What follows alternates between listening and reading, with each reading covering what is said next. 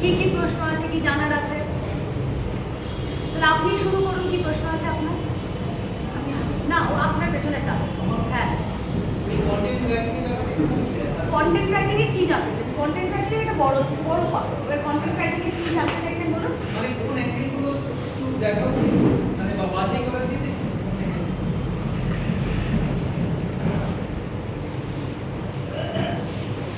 আমি একটা এক্সওয়াইজেড যাই কন্টেন্ট লিখবো, সবার আগে আমার যেটা মাথায় রাখতে হবে সেটা হচ্ছে আমার খবরের পয়েন্ট।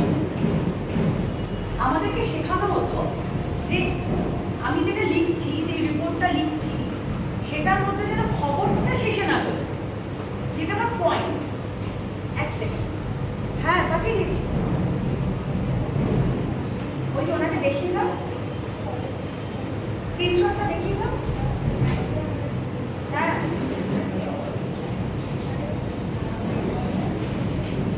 হ্যাঁ দাদা দেখুন, আপনি ওই আপনার স্ক্রিনশটটা লিখতে চাইছি। সেটা হতে পারে যে বর্তমান পলিটিক্যাল সিনারিও, হতে পারে সাম্প্রতিক অতীতে ঘটে যাওয়া সব থেকে চর্চিত ঘটনা আর.জি. কর। সেখানে আপনি আপনার পার্সপেক্টিভ লিখতে পারেন। এবার আপনি যখন আপনার পার্সপেক্টিভ লিখবেন তখন আপনাকে খুব দায়িত্বশীল হয়ে সেটা লিখতে হবে যে আমি যেন কোনো পক্ষকে হার্ট না করি, আমি যেন কোনো পক্ষের হয়ে মিসজাজমেন্টাল কমেন্ট না করি, আমি যেন আমার দর্শককে আসল সত্যি কী বা আসল তথ্য কী সেটা থেকে যেন ডিপ্রাইভ না করি। আপনারা খেয়াল করে দেখবেন,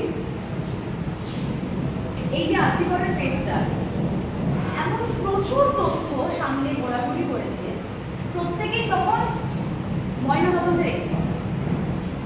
150 গ্রাম এই উদ্ধার, এখানে এই উদ্ধার, একজন নয় 4 জন, যা দেখে মনে হচ্ছে যা কিছু। কে দেখে মনে হচ্ছে, কার দেখে মনে হচ্ছে, কে দেখেছে, কে দেখেছে? কেউ দেখেনি। ময়নাতদন্তের রিপোর্ট সামনে আসেনি।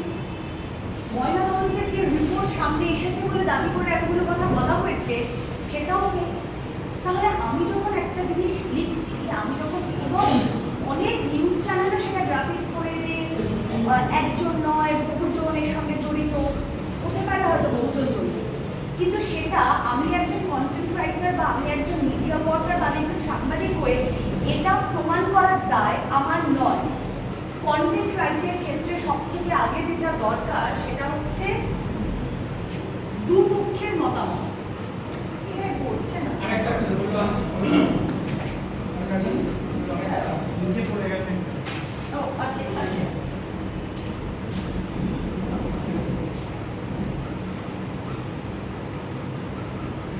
দুপক্ষের মতামত। এই দুপক্ষের মতামতটা এই জন্য দরকার যে আমি আজকে হাসপাতাল সূত্রে একজন চিকিৎসক বলছেন যে আর.জি. করের ঘটনায় ওদিন উপস্থিত ছিলেন সেই ডিপার্টমেন্টের এইচওডি। হাসপাতালের কোনো একটা সূত্র বলছে যে হ্যাঁ উক্ত দিনের ঘটনায় সেই ডিপার্টমেন্টের চেস্ট মেডিসিন ডিপার্টমেন্টের এইচওডি উপস্থিত ছিল। আমি লিখি, কারণ আমি ওনার কথা রিলাই করে আমি লিখলাম, উনি আমার সূত্র। এবার আমি যদি ওই যে এইচওডি উপস্থিত ছিলেন তাকে গিয়ে আমি যদি জিজ্ঞেস না করি যে উনি তো আপনার নামে এটা বলছেন, আপনি কি সত্যি উপস্থিত ছিলেন, তাহলে আমার কন্টেন্টটা ইনকমপ্লিট। সুতরাং আমার পলিটিক্যাল হোক, পলিটিক্যাল তো ছেড়েই দিই, তৃণমূল বললে বিজেপির রিয়াকশন লাগবে, বিজেপি বললে তৃণমূলের লাগবে, তৃণমূল রাজ্যের শাসক দল এমন কিছু করলে এ রাজ্যের সব বিরোধীদের রিয়াকশন লাগবে, কেন্দ্রের সরকার বিজেপি এমন কিছু করলে সব অবিজেপি রাজ্যগুলোর যদি কোনো প্রতিক্রিয়া পাওয়া যায় সেটা লাগবে, দুটোই লাগবে। এবং সাংবাদিকদের কাজটা হচ্ছে প্রত্যেকটা পক্ষের বক্তব্য তুলে ধরা, নাকি এ ঠিক বলছে, এ ভুল বলছে, এ ঠিক বলছে, এ ভুল বলছে, এ ঠিক বলছে, এটা জাজ করা। সাংবাদিকদের কাজটা এটা নয়। আমরা যেটা করি, আমরা যেটা তুলে ধরি, that is matter of fact. Matter of fact, matter of fact ছাড়া আমরা কিচ্ছু বলি। আজ আমি একটা পলিটিক্যাল পার্টির সাপোর্টার হতেই পারি, কিন্তু আমি সাংবাদিক।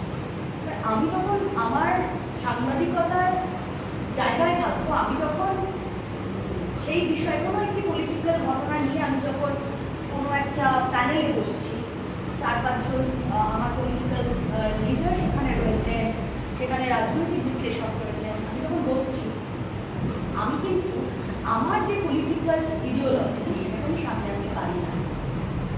আমি কোন ছাত্র রাজনীতি করেছি, আমি এসএফআই করেছি, আমি টিএমসিপি করেছি না সিপি করেছি, আমি সেটা কিন্তু সামনে আনতে পারি না। আমাকে তখন এক নিরপেক্ষ থাকতে হবে। আসলে এটাও ঠিক যে নিরপেক্ষ শব্দটা ভীষণ আপেক্ষিক। নিরপেক্ষ বলে না কিচ্ছু হয় না। নিরপেক্ষ বলে কিচ্ছু হয় না।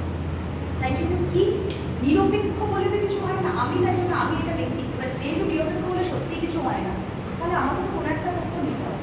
আমি কার পক্ষ? মানুষের।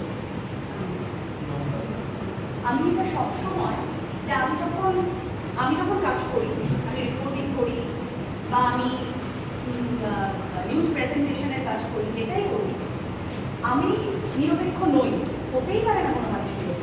কারণ আমি যে কথাটা বলছি সেই কথাটা আপনার মনেই হতে পারে যে দূর আপনি ভুল বলছেন, কারণ আপনি আর আমি এক পক্ষ হয়ে কথা বলছি। কিন্তু হতেই হবে আপনি যে কথাটা বলছেন সেটাও মানুষের পক্ষেই বলছেন, আমি যে কথাটা বলছি সেটাও মানুষের পক্ষে বলছি। আমাদের আর কোনো ইন্টেনশন নেই, যাদের থাকে থাকে, যাদের কোনো একটা পক্ষ নিয়ে কথা বলতে হয় তারা বলবে। কিন্তু আমি তো কোনো একটা পক্ষ নিয়ে বলে আমি সাতমহলা বাড়ি করবো না। আমি কোনো একটা পক্ষ নিয়ে বলে আমি আইফোন ইউজও করি না, যে আমার আইফোন নেইও তাই আমি আইফোন কিনবো। কোনো একটা পক্ষ নিয়ে কথা বলে আমি তার থেকে নেবে। আমাকে যেটা করতে হবে, যেটা সবার আগে দরকার, কন্টেন্ট রাইটিং বলুন, স্টোরি টেলিং বলুন, রিপোর্টিং বলুন, যেটাই বলুন সেটা সততার সঙ্গে বলুন। সেটা বোধহয় এখন ভীষণ অমিল যে কোনো জায়গায়। আমি সবসময় ছোটো থেকে এটা বিশ্বাস করে বড় হয়েছি। আমরা সবাই জানি honesty is the best policy, কিন্তু আমি বিশ্বাস করে বড় হয়েছি অনেস্টি ইজ অনলি পলিসি। সততা ছাড়া সত্যি কোনো জায়গা। আপনি যদি সৎ থাকেন তাহলে দেখবেন, আমি জানি না, আমার খুব মনে হয় যে আমি যেন দিনের শেষে ঘুমোতে যখন যাবো, ঘুমোনোটা যেন আমার শান্তি নেই। আমি এর পেছনে কাটি করে এসেছি, ওর ক্যাচে আমি গাল দিয়ে এসেছি, ও যদি জানতে পারে ওর আমি ক্ষতিটা করছি, আমি নিজের গেইনের জন্য এটা করে আসছি, ঘুমোতে পারবো না। তাই জন্য আমি ভীষণ অ্যাম্বিশিয়াস। আমি নিজের অনেক কিছু করবো, নিজের অনেক প্ল্যানিং এগুলো রয়েছে, ভীষণ অ্যাম্বিশিয়াস। কিন্তু আমার অ্যাম্বিশনটা এমন নয় যে আমি লোককে পায়ের তলায় দাঁড়িয়ে তার ঘাড়ের উপর উঠে বড়। আমার যদি বড় হওয়ার হয়, আমার মধ্যে যদি সেই কিছু যদি থাকে, আমি হব, কেউ আটকাতে পারবে। এবং আমার কাজ আমাকেই করতে হবে। এই যে তোমাকে কিছুক্ষণ আগে বললাম না যে সত্যি তো ঘুমন্ত সিংহের মুখে কখনো খাবার প্রবেশ করে না। আমার যে খিদেটা আছে কাজে, সেটা আমাকে বোঝাতেই হবে। এবং বর্তমান সময়ে দাঁড়িয়ে ইলেকট্রনিক মিডিয়া বলো, প্রিন্ট বলো, ডিজিটাল, আগে দেখবে যে তোমার দারুণ একটা সিভি, তুমি দারুণ পড়াশোনা, তোমার একাডেমিক্স দারুণ, তুমি 90% 100% এ পাস করে মাস কমিউনিকেশন করে তুমি এসেছো, তোমার সিভিটা দেখা হলো, দারুণ, কিচ্ছু হয় না সিভি, কিচ্ছু হয় না। তার উপরে তোমার সাথে কথা বলে তুমি যে মুহূর্তে ঘরে ঢুকছো, সেই মুহূর্তে তোমাকে দেখেই তারা বুঝতে পারবে যে হ্যাঁ এগুলো হবে কি হবে। এবং তারপর নিজেকে প্রমাণ করা ইন দ্য সেন্স এটাই যে আমি সেই বসের সাথে চা খেতে যাচ্ছি বা কারোর একজনের সঙ্গে একটু ফোনে হাই হ্যালো করছি না, এতে কিচ্ছু হয় না। যদিও এরকম করে অনেকে বড় হয়েছে, এরকম করে অনেকে এগিয়েছে, খুব লিমিটেড, খুব লিমিটেড। তুমি একটা জিনিস ভেবে দেখো, এটা বেসিক। আজ যদি আমি 4 তলার উপরে উঠি, আমাকে তো 1 তলা 2 তলা 3 তলা চড়ে উঠতে হবে। আমাকে ধপ করে একজন 4 তলায় তুলে দিল, আমি তো উঠতে জানি না, সুতরাং আমি ওই জায়গায় বেশিক্ষণ থাকতে পারবো না, আমি ধপ করে পড়েও যাবো। হ্যাঁ, তো এবার বিষয়টা হচ্ছে যে আমি মানুষের পক্ষে যখন কথা বলবো, যখন নিরপেক্ষতার কথাটা আসে, তবে বিশেষ করে নিরপেক্ষতার কথাটা আসে যখন আমি একটা কোনো পলিটিক্যাল কাজ করছি।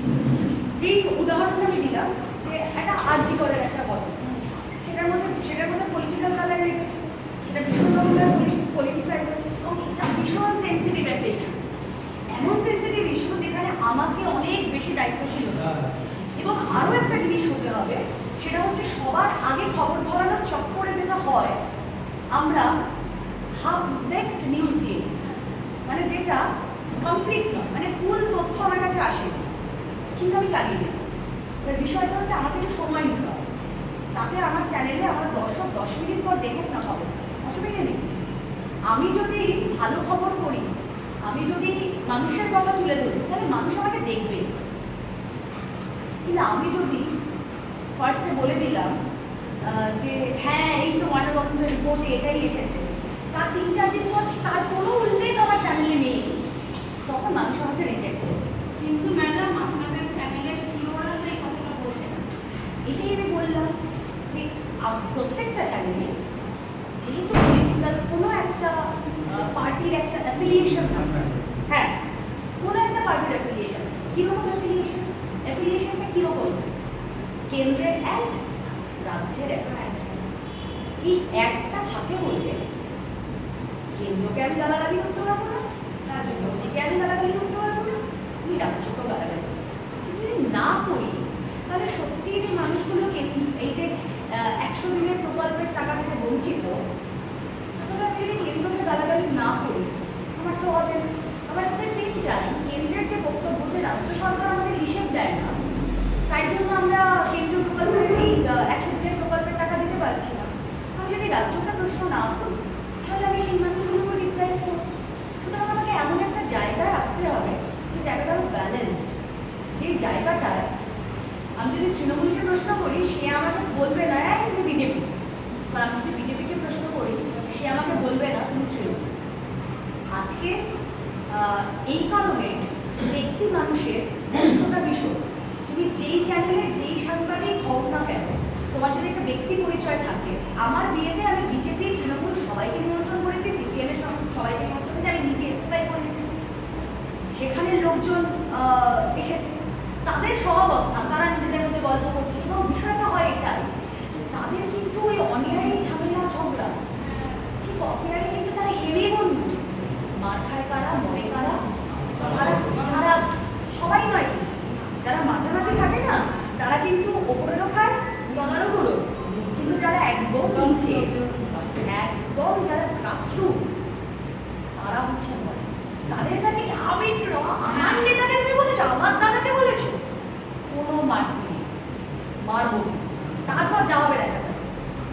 এবং এটাও আমি দেখেছি যে তাদের মধ্যে এই প্রবণতা কাজ করে, আমার দাদাকে এই কথা বলেছে, ও বলেছে তো আমি ওকে মারবো, আমি জেলে যাবো দাদার হয়ে, কেউ না, ওরা কেউ মারবি না, তুই মারবি না আমি মারবো, তা নিয়েও লড়াই। এবং ও বলছে যে না তুই মারবি না আমি মারবো, কারণ দাদার জন্য জেলে যাওয়াটা হচ্ছে মুকুটে পালক। এটা ধারণা। আমরা যে জায়গায় আছি সেখান থেকে এই যে পঞ্চায়েত লেভেলের যে রাজনীতিটা না, আমরা বুঝতেই পারবো ওখানে কি লেভেলের রাজনীতি, মানে কি নিয়ে রাজনীতি। ওখানে তো একদম লড়াইটা পেটেল লড়াই, ওটা ডিরেক্টলি বকরার লড়াই, ডিরেক্টলি টাকার লড়াই। যারা মানে যেটা সাব আরবান জায়গা, আধা শহর যেগুলো, বা শহরে তো ছেড়েই দাও, যে জায়গাগুলো সাব আরবান সেখানে কিন্তু এই ব্যাপারটা নেই। একদম যারা পঞ্চায়েত লেভেলে তাদের কাছে ব্যাপারটা এরকম প্রেস্টিজিয়াস। তো সেখানেও যদি আমি প্রচুর জায়গায় এরকম পঞ্চায়েত নির্বাচনের আগে প্রোগ্রাম করতে গেছি, তারা বোঝে না আমি ওখানে একটা ডিবেট শো করছি। এবার আমি যখন ডিবেট শো করছি, যে বিজেপির লোকটা একটা কথা বলছে, সেই বিজেপির লোকটা সেই প্রশ্নটা সেখানে ভ্যালিড, সে যে কথাটা বলছে সেটা মানুষের কথা। আমি যখন সেই প্রশ্নটা নিয়ে আরেকজন তৃণমূল লিডারের কাছে যাচ্ছি পাল্টা, যে সত্যি তো আপনারা তো এই যে করেন, আপনি তো 100 দিনের কাজে হিসাবটা দেন, এই তো এই লোকগুলো এরা তো আজকে পরিযায়ী শ্রমিক হতে বাধ্য হয়েছে, কারণ এখানে চাকরি নেই। আপনারা এখন বলছেন কর্মসংস্থানের কথা, কিন্তু এরা পরিযায়ী হয়েছে কেন, এদের চাকরি নেই। সেই মুহূর্তে তৃণমূলের লোকটা আমাকে অ্যাটাক করে, যে ওনার পাঞ্জাবির তলায় বসে আপনি দেখেছেন নাকি যে আমরা এখানে আমরা টাকার হিসেব দিইনি, পার্সোনাল একটা বাজে একটা।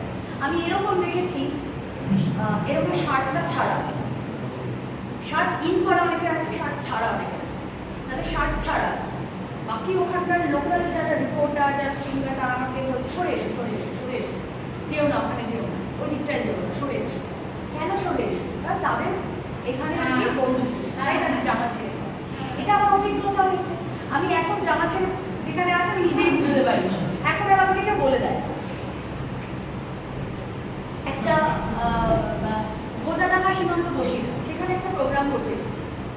আমি তো গেছি, আমি সাংবাদিক। এবার আমি যদি প্রশ্ন করি যে হ্যাঁ সত্যি তো এখানে সীমান্তের আপনাদের এখানে এই সীমান্ত দিয়ে সব থেকে বেশি সোনার বাদ যায়, সব থেকে বেশি যায়, সব থেকে বেশি গরু বাজার আর রোজাডাঙ্গা সীমান্ত, এবং এই সীমান্ত সুরক্ষার দায় কার? বিএসএফ। তাহলে যদি বিএসএফ না জানে, আমি রাজ্য পুলিশ ঠিক আছে ছেড়ে দিলাম যে রাজ্য পুলিশের দায় নেই, বিএসএফ কি করে? আমি যখন সেটা একটা বিজেপির নেতাকে প্রশ্ন করছি, তখন সে আমাকে বলছে ও এটা সংখ্যালঘু জায়গা বলে আপনি কি ভেবেছেন আপনি ওদের লুঙ্গির তলা দাঁড়াবেন আর আমরা কিছু বলবো না, এরকম প্রশ্ন।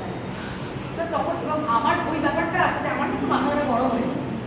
আমাকে ভাই আমি তো মানে আমি যেহেতু কোনো পলিটিক্যাল বায়াসনেস নিয়ে আসিনি, আমি কারোর কথা শুনি, আমার আমিও তেড়ে ফেরে যায়। আগে এটা খুব হতো, এখন আস্তে আস্তে এটা কমেছে। কেউ আমাকে বলছে যে তার জামা ছাড়া তার বন্দুক করছে, আমি কানেও নিচ্ছি না, দূর ওকে আগে দেখি, ও যদি কিছু করতে আসে আমিও দেখি। এরকম প্রচুর জায়গায় যে মানে কিছু না শেষ হওয়ার পর আমি বাউল করেছি যে কি মানে বলার সাহসী মহিলা বলে মনে করছে দুর্বল। দরকারও আছে। সুভাষপল্লী মাঠে যেটা করেছিলেন, হ্যাঁ তারপরে সুভাষপল্লী মাঠে যেটা একদম এরকম প্রচুর হ্যাঁ এরকম প্রচুর না উনি বলতে বলতে চলে যাচ্ছেন। আর ঠিক আছে আপনি বলবেন তো, সামনে দাঁড়িয়ে বলুন। আপনার যদি সেই সামনে দাঁড়িয়ে বলার ক্ষমতা না থাকে তাহলে আপনি বলবেন আমি কোন পলিটিক্যাল পার্টির লুঙ্গির তলায় আর পাঞ্জাবির তলায় আর শাড়ির আঁচলের তলায় আছে আপনি বলতে পারবেন। আপনি সব সাহস আছে তো, আপনি যেটা বলছেন দমের সঙ্গে বলুন, সামনে দাঁড়িয়ে বলুন, আমি শুনবো। কিন্তু এই বলতে বলতে চলে যাবে, তার মানে আপনার দম। এবং আমি জেনারেলি কি করি, যারা বলতে বলতে চলে যায় আমি তাদের পেছন পেছন বল এবার বল, হ্যাঁ বল এবার, আমি পেছন পেছন যাই। এই যে ঘটনাটার কথা কে বলছিলেন আপনি, এই যে আমার উড়িষ্যা থেকে আসার পর, যে উড়িষ্যা থেকে আসার পথের ঘটনাটা, ওরা কিন্তু ছিল হচ্ছে মানে উড়িষ্যায় এই যে আমরা দেখলাম না আগুন দিল একটা মেয়েকে, বালাসোরে আমরা দেখলাম একটা মেয়েকে রেপ করলো, সে মারা গেল। উড়িষ্যায় কিন্তু আসলেই এরকম মানে এটা একটা এবার কি আমি কলকাতায় থাকি বা আমি উত্তর 24 পরগনায়, আমি কলকাতা জানি, আমি তো আমি আমার জেলাগুলো জানি, আমি বসিরহাট কেমন জানি, আমি মালদা কেমন জানি, আমি উত্তর 24 পরগনা দক্ষিণ 24 পরগনা কেমন জানি, আমি তো ডিফারেন্ট স্টেট সম্পর্কে কোনো আমার আইডিয়া নেই। এবার আমাকে কাজ করতে সেখানে যেতেই হবে। সেখানে যেতে হলে আমার কী দরকার? সবার আগে প্রেজেন্স অফ মাইন্ড। এই প্রেজেন্স অফ মাইন্ড মানে প্রত্যুৎপন্ন বুদ্ধি, উপস্থিত বুদ্ধি আমার আসবে কোথা থেকে? আমার সেটা আসে হচ্ছে মানুষের সঙ্গে কথা বলা। এবার উড়িষ্যা যে এরকম একটা জায়গা সেটা আমার তো কোনো ধারণা ছিল না। আমি যখন টানার মতো একটা ঝড় তগার করে বিকেলবেলা বেরিয়েছি পুরী থেকে, আমার বাড়ি ফিরতে ফিরতে যাচ্ছি 11টা 12টা বাজবে, আমি জানি আমার সঙ্গে কি আমার ক্যামেরা পার্সন, আমার গাড়ির চালক আর আমাদের কাছে প্রচুর লক্ষ্য রাখার জিনিসপত্র, ক্যামেরা, ট্রাইপড, বিভিন্ন রকম জিনিসপত্র। কিন্তু গাড়ি আমাদের ফলো করতে স্টার্ট করলো কটক, এবং কটকের পর থেকে গাড়িটা আমাদের ফলো করছে, আমরা সেটা বুঝি। একটা সময় যখন বৃষ্টি পড়ছে অঝরে, যখন অন্ধকার, চারপাশে কিছু নেই, তখন আমরা বুঝতে পারলাম যে আমরা ওদের দ্বারা ফলোড বাই। আমি দেখছি জোরালো সাদা লাইট, এবং তারা কখনো আমাদের এসে ডান দিকে চাপছে, কখনো এসে বাঁ দিকে চাপছে, এবং বারবার বলছে কাজটা নামা। কি করবে? হাইওয়ে রবারি, কারণ ওরা হাইওয়ে রবার ছিল, জিনিসপত্র লুট করবে। ওরা দেখেছে যে সামনে দুজন পুরুষ, পেছনে একজনই মহিলা, সুতরাং আমার সঙ্গে যা করা যায় ওরা করবে, এই উদ্দেশ্য নিয়ে ওরা আসছে। এবং এমন একটা সময়, এত বৃষ্টি, একটা দুর্যোগের সময়, ওরা জানে পুলিশ ছাড়বে। আর এমন একটা হাইওয়ে, আমাদের হাইওয়ের ক্যারেক্টার রাজ্যের আর ওইখানকার ক্যারেক্টার আলাদা। আমাদের একটা পেট্রোল পাম্প, একটা চায়ের দোকান, একটা মদের দোকান, এরকম আছে আমাদের বাইরের পর মানে ফাঁকা, চারপাশটা সাইডগুলো শুধু জঙ্গল, মানে জঙ্গল হচ্ছে মানে খুব মানে মাঝে রকম, আর তার ভেতর দিয়ে সরু সরু রাস্তা। কেউ যদি কোনো ক্রাইম করতে চায় ওটা দিয়েই পালাবো, কোনো আর অন্য কোনো কিছু দরকার। তো আমরা 40 মিনিট এরকমভাবে চেঞ্জ হয়েছি, এবং বারবার বলেছে কাজ নামাতে। এবং আমার একটা সময় ভীষণ ভয় যে মানে এইভাবে, এই যে রিসেন্টলি একটা ঘটনা ঘটলো না, একটি বিয়ে নৃত্যশিল্পী সুতন্দ্রা এরকমভাবে চেস করতে করতে গাড়িটা উল্টে গেল, এটা মারা গেল, ঠিক এরকমই ঘটনা ঘটেছিল। এবং এই ঘটনাটা যখন আমার সাথে ঘটছে তখন আমার এটাই মনে হচ্ছে যে আমাদের গাড়িটা উল্টে যেতে পারে, আমাদের গাড়িটা লরি চালায় আসতে পারে, বা আমরা যদি দাঁড়াই এমন একটা কিছু হবে যার করার কিছু মানে ঘেরার আর জায়গা নেই। মানে গলার কাছে না মনে হচ্ছে দলা পাকাচ্ছে, আমি কী করবো বুঝতে পারছি না। আমি সেই সময় গাড়িতে বসে একটু ছোট্ট ভিডিও রেকর্ড করেছিলাম যাতে গাড়ির নাম্বারটা স্পষ্ট বোঝা যাবে, আর ওরা যে হাত দিয়ে গাড়িটা থামাচ্ছে সেটা আমি রেকর্ড করেছি। আমাদের ক্যামেরা পার্সন বারবার বলছে যে গাড়ির কাছ নামাও, দেখছি কী হয় দেখছি কী হয়। না, একদম কোনো দরকার নেই, পারবে না, কারণ ওদের যে ক্যারেক্টার তার সাথে আমরা লড়তে পারি, এবং ওরা এটা দেখেই করছে যে আমরা একটা ডিফারেন্ট স্টেটের গাড়ি, এবং এটা গাড়িটা হচ্ছে ওয়েস্ট বেঙ্গল। ওরা ইচ্ছে করে জেনে এটা করছে এবং দেখছে গাড়িতে এরকম। একটা সময় পর আমরা বলছি কী করবো, 40 মিনিট ডান দিক বাদিক যে কোনো মুহূর্তে গাড়ি পাল্টি খাবে, যে কোনো মুহূর্তে গাড়ি ইয়ের তলায় আসবে। একটাই বাচ্চা, ওদের ছিল ছোটো গাড়ি, আমাদের গাড়িটা বড়, আমাদের ইনোভা ছিল, ওদের ডিজায়ার ছিল, তাই ওরা ওই লড়াইটা করতে পারেনি, কারণ জানে বড় গাড়ির কাছে চাপলে ওদেরই লস। কিন্তু ওরা সমানে এটা করে গেছে। পেছনে একজন গামছা মুড়িয়ে বসেছে, সে হচ্ছে মেনলি সব বাবারিগুলো পর। একটা সময় পর যখন আমরা দেখছি আর কিছু করার নেই, দেখছি গাড়িটা অনেক পেছনে চলে গেছে, আমরা এগিয়েছি, দেখছি একটা পাইলটটা ডাকে একজন কনস্টেবল। আমরা তাকে গিয়ে বললাম এই গাড়ির নাম্বার এই হয়েছে, বোঝাতেও সময় লাগে, ওরা তো খাওয়া মজ করে বলছে, আমিও নিজে বোঝাতে পারছি না, আমি টেনশানে আমার বোঝাতে পারবো না, এটা নেক্সট লেভেল এক্সপিরিয়েন্স। আমি যখন তাকে বলছি যে এই গাড়ি হচ্ছে কায় জিজ্ঞেস করছি, অন্তত আমাকে 10 মিনিটের আমার করে গাড়িটা আর আসছে, গাড়িটা নেই, কোথাও গাড়িটা নেই।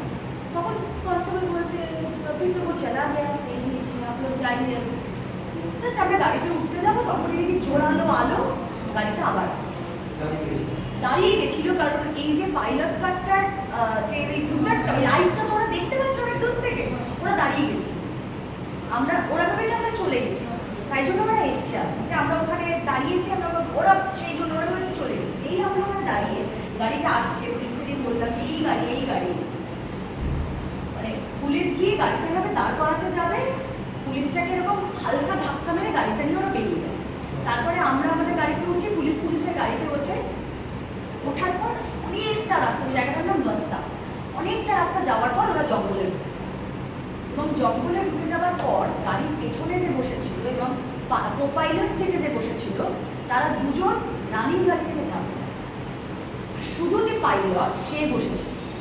এমন একটা জায়গায় ওরা ঢুকেছে, আমরা শুধু ভাবছি যে আমরা ওদের ফাঁসছি, এবার বোধহয় পুলিশও ওদের পেছনে গেল, আমরা ভাবছি যে এরা মিলিত নয় তো, আমরা ট্র্যাক করছি না তো, জঙ্গলের ভেতর তো পুলিশের সাথে মিলে আমাদেরকে ট্র্যাক করছে না, তখন আর বাঁচার কোনো পথ, এটা আমি ভাবছি। কিন্তু কোনো এক কিছু যখন এত দূর এসছে কিছু তো করে দেবো, নাহলে বললাম আমাদের গাড়ি থেকে ওদের গাড়ি, ওই গাড়িটা সামনে গিয়ে ঘুরিয়ে দাঁড় করে দিয়েছে।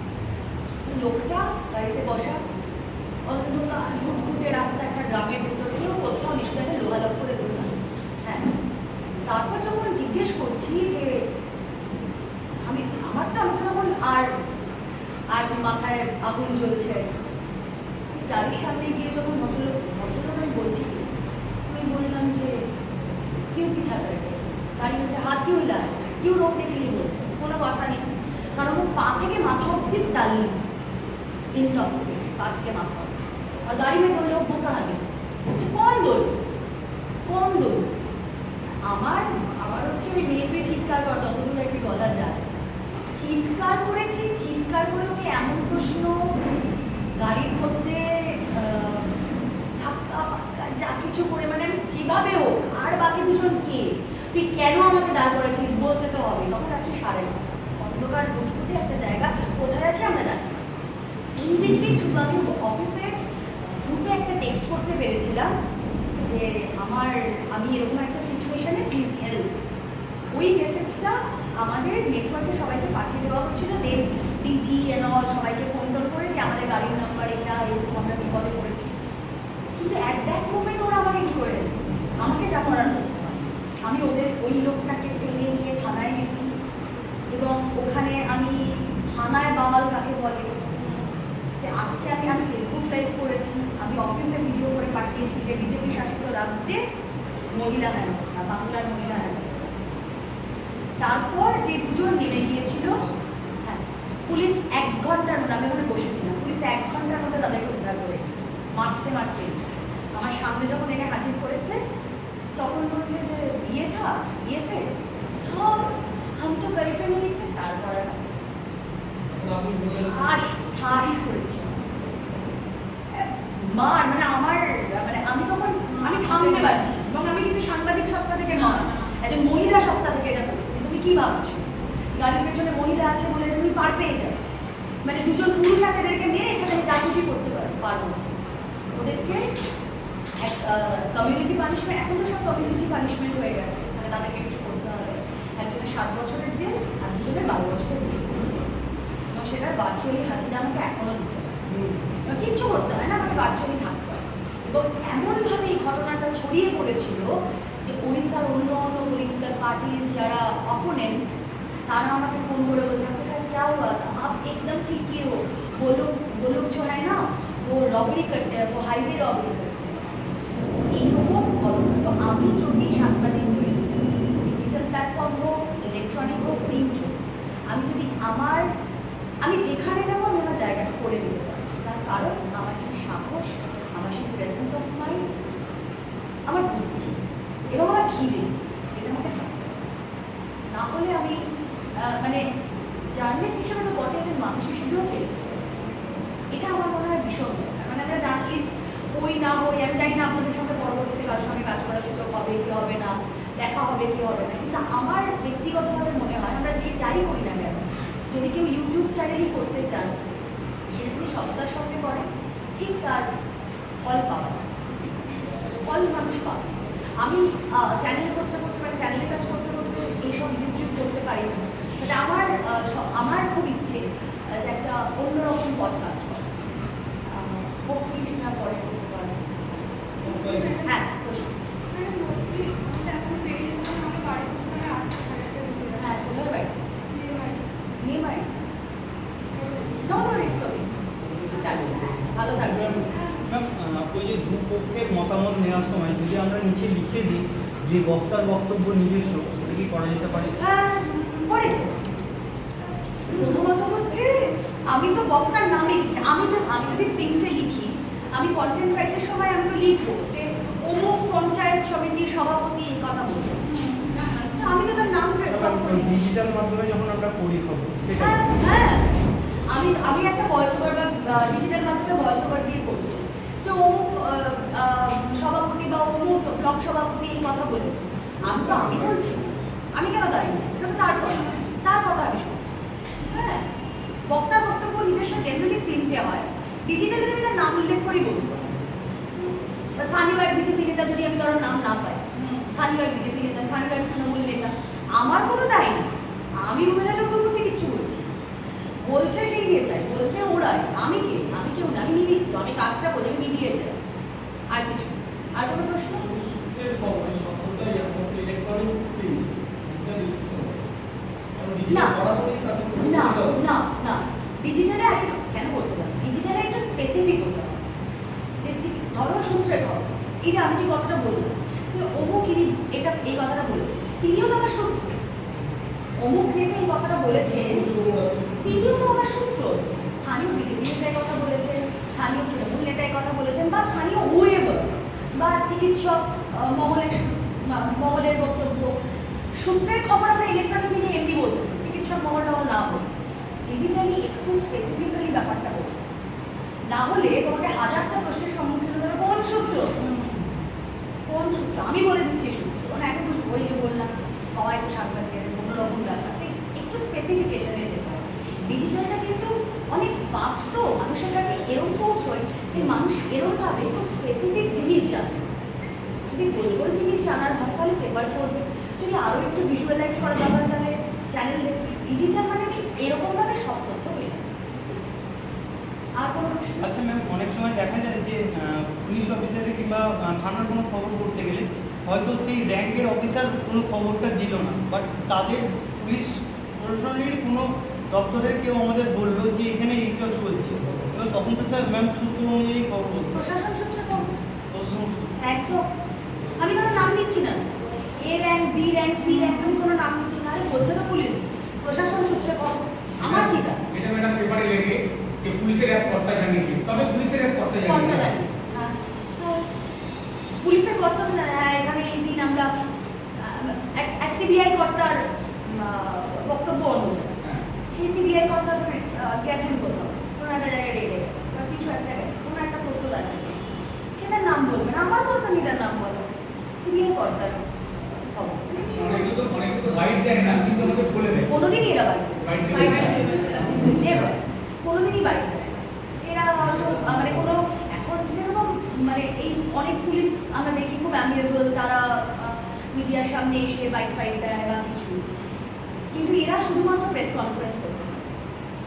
এরা অন্য কোনো কিছু অন্য এরকমভাবে যেরকম কোনো একটা বিচারাধীন বিষয়, যারা মামলাকারীর পক্ষ, যারা উল্টো দিকের পক্ষ, তারা কিন্তু সেটা চলাকালীন বক্তব্য দিতে পারে, কারণ তারা মিডিয়ার মাধ্যমে তারা মানুষকে প্রভাবিত করতে পারে, তারপর পরে মানে চাকরি প্রার্থীদের মামলাকারী বা চাকরি প্রার্থীদের হয়ে যিনি মামলা করেছেন করে সরকারি আইনজীবী তার বক্তব্য আমরা পাই, এটা করে অনেক সময় করে, কিন্তু এটা আগে করা যায়, ওনারা নিজেদের দায়িত্ব এটা তো আমাদের জ্বলন্ত উদাহরণ বিজ্ঞাপনই করেছিলেন অভিজ্ঞতা।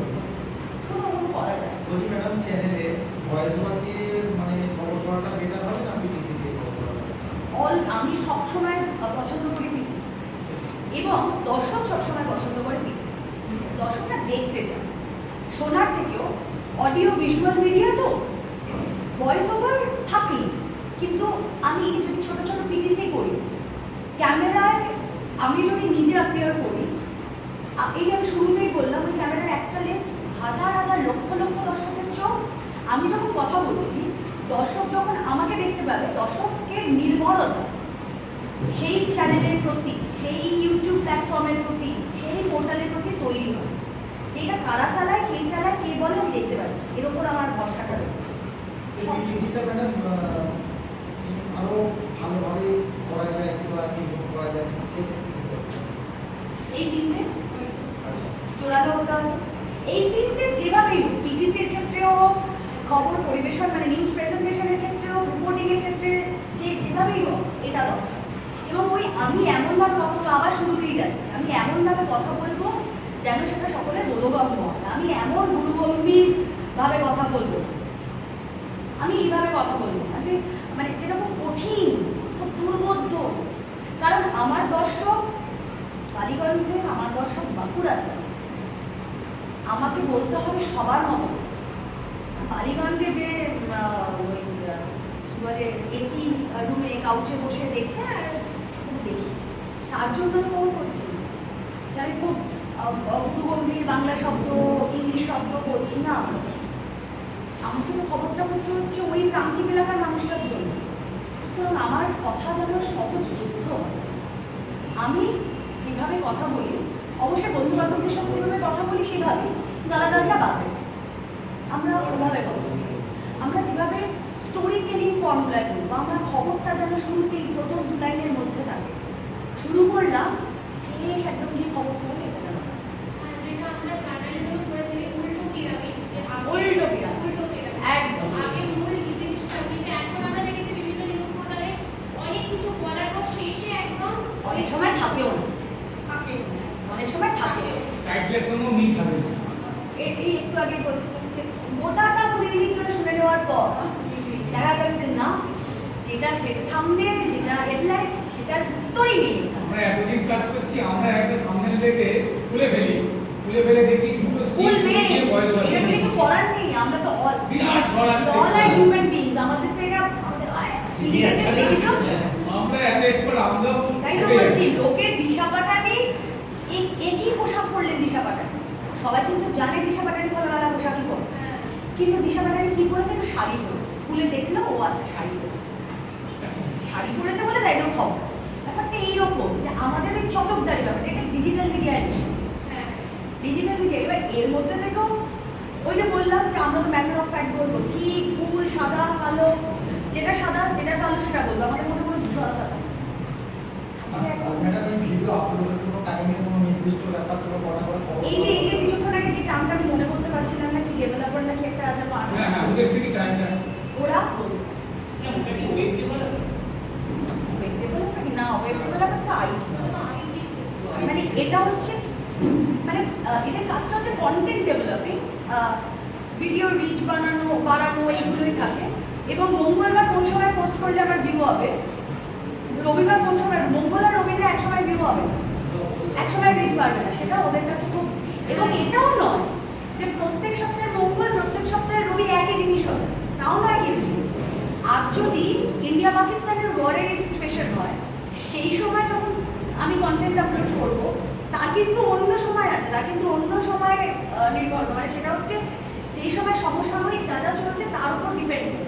মানে আমি যদি এখন বিধানসভা নির্বাচন চলার সময় আমার বাড়িতে একটা বিয়ে বাড়ির ব্লগ আপলোড করি, আমার সেটাও রিচ হবে।